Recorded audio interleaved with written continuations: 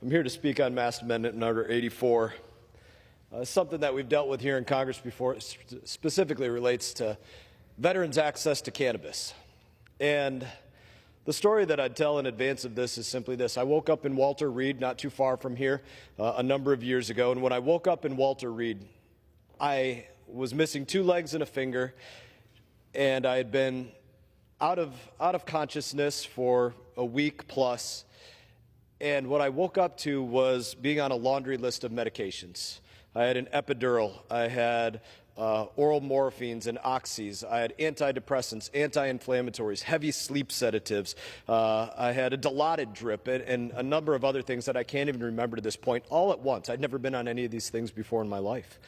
And I immediately, as soon as I woke up, I started to wean myself off of these drugs because I was saying to myself, I might be very uncomfortable, but I don't want to be dependent on sleep sedatives. I might be in a lot of pain, but let's start taking off this painkiller and this painkiller and this painkiller, and I'm not depressed, so take this antidepressant away. These narcotics were beyond painful to come off of.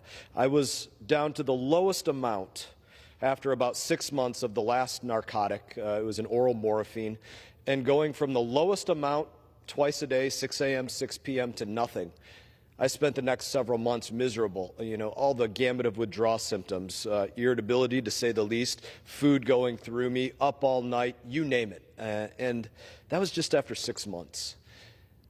The state that these narcotics in many cases leave our veterans in are, at the most extreme end of it, states of suicide.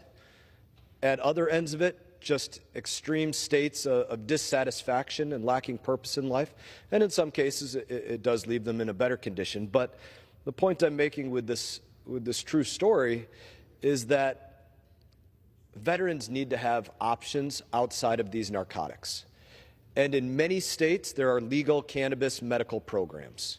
And they need to have the ability, when they're being seen by their primary care physician inside of the VA, to have discussions about whether cannabis is or is not right for them because they have access to it in their state.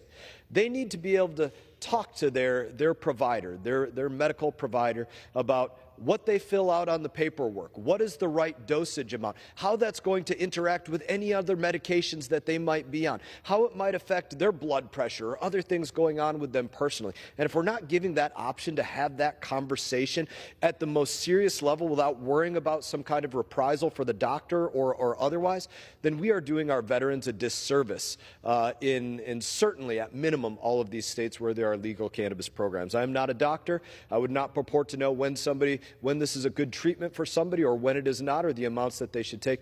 But I know that as long as it is available in these various states, their doctors need to have the opportunity to discuss that treatment with them. Because the fact of the matter is, while I have heard of many of my brothers and sisters in arms being in a state of suicide because of the narcotics they've been on, I've yet to hear about any of them attributing a state of suicide to the cannabis that they have had as a part of their life.